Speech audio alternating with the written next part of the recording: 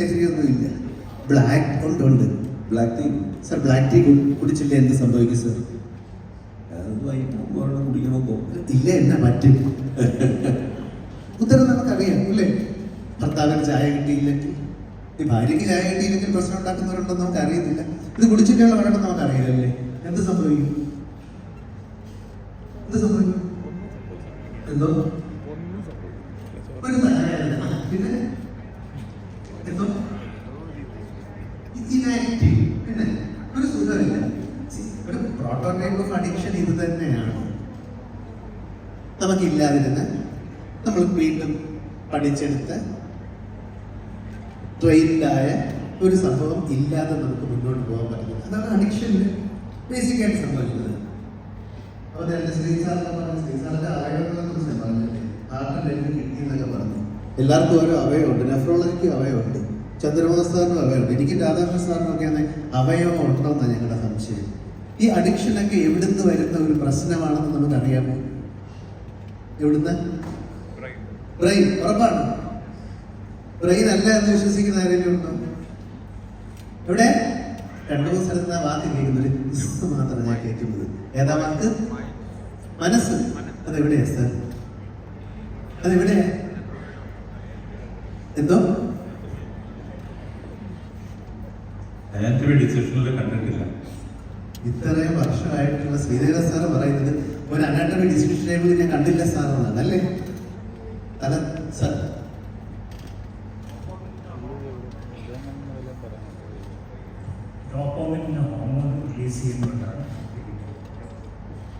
കർത്താവേ, ഞാൻ ക്ലാസ് കേട്ടോ, ഞാൻ വരാൻ പോകുന്ന സാധനത്തിലാണ് സാർ അത്. നമ്മുടെ തലച്ചോറിന്റെ പ്രവർത്തനങ്ങളുടെ ഒരു ആകത്തുകയാണ് മനസ്സെന്ന് പറയുന്നത്.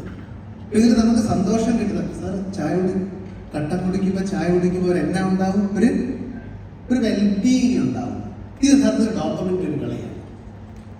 തലച്ചോറിൽ നമുക്ക് സന്തോഷമുള്ള എന്ത് കാര്യം ചെയ്യുമ്പോഴും ഡോപ്പമിൻ എന്ന് പറയുന്ന രാസപദാർത്ഥം ഉണ്ടാവും. കൂടുതൽ ഡോപ്പമിൻ ഉണ്ടായാൽ കൂടുതൽ സന്തോഷമാണ്.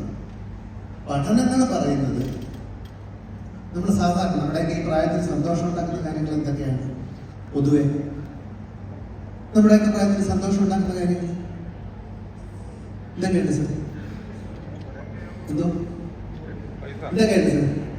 ഒരിഷ്ടത്തിനോടെ ഞാൻ തീർച്ചയായിട്ടും വരും. എനിക്ക് ഭയങ്കര ഇഷ്ടമാണ്. പറഞ്ഞോളൂ സാർ. പൈസ, പിന്നെ സന്തോഷം ഉണ്ടാകും. ഷുവർ. പിന്നെ എന്തോ സക്സസ്. പിന്നെ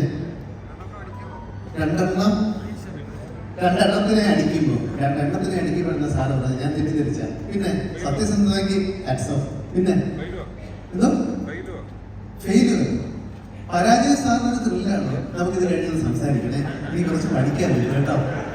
അതൊരു ത്രില്ലാണ്, എനിക്ക് അറിയണമല്ലോ. അപ്പൊ ഈ സാധാരണ ഉള്ള സന്തോഷങ്ങളിലൊക്കെ നമ്മുടെ തലച്ചോറിൽ ഡോക്ടർ 1000 ആണ് കൂടുതൽ നിൽക്കുന്നത്. ഇനി പറയാൻ പോകുന്ന കാര്യം ശ്രദ്ധിച്ച് കേൾക്കണേ. ആൽക്കഹോളിൽ അത് 5000 ആണ്. മനസ്സ് എന്ന് പറയുന്ന ഒരു എനിക്ക് കേൾക്കാം. അത് ഗഞ്ചയിലൊക്കെ ഒരു 10,000 ആണ്. കുഴപ്പിക്കല്ലേ സാറേ? കുറച്ചുകൂടെ അങ്ങോട്ട് കിടന്നാല് ഒരു ഒപ്പിയോയിലൊക്കെ 25,000, MDMA-ലൊക്കെ ഒരു 50,000, കൊക്കയിലൊക്കെ 1,00,000. അപ്പൊ എങ്ങനെ കാര്യങ്ങൾക്കൊരു തീരുമാനമായല്ലേ? എന്താണ് നമുക്ക് വേണ്ടത്? എന്തോ എല്ലാരും വിചാരിക്കുന്നറിയോ? സാറിയായിട്ട് കൊണ്ടുവന്നിട്ടുണ്ടോ? കുഴപ്പിച്ച ആളുകളുണ്ട് അല്ലേ? അതെ, അധികമായ നമ്മുടെ ടി വി കൂടുതൽ കാണുന്നത് അങ്ങനല്ലേ? അപ്പൊ അങ്ങനെയാണ് ഈ ഡോപ്പമിന്റെ അളവ് തലച്ചോറിൽ ക്രമാതീതമായി വർദ്ധിച്ചാൽ ഇവിടെ തലച്ചോറാണ് സ്വഭാവം നിയന്ത്രിക്കുന്നത് ഒരു തീരുമാനമായി. തലച്ചോറിലെ ഏകദേശം 8600 കോടി കോശങ്ങളുണ്ടെന്ന് അറിയിക്കുന്നു. 8600 കോടി. ഓരോ കോശവും ഏകദേശം 10,000 ലൈൻ അടിക്കുന്ന 4-5 ലൈൻ കൊണ്ടുപോയ ഒരു പാടും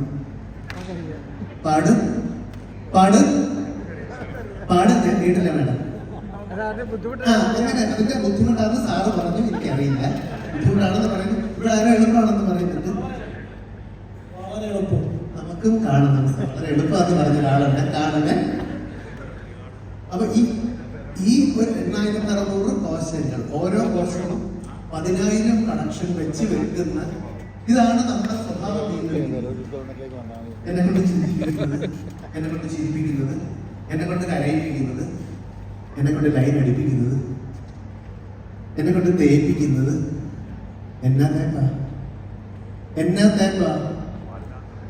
എന്നാ തേപ്പാന്ന് സാറിന് എനിക്കൊരു പ്രതീക്ഷ ഉണ്ട് ഇപ്പോഴും. അത് തന്നെ. ഇതെല്ലാം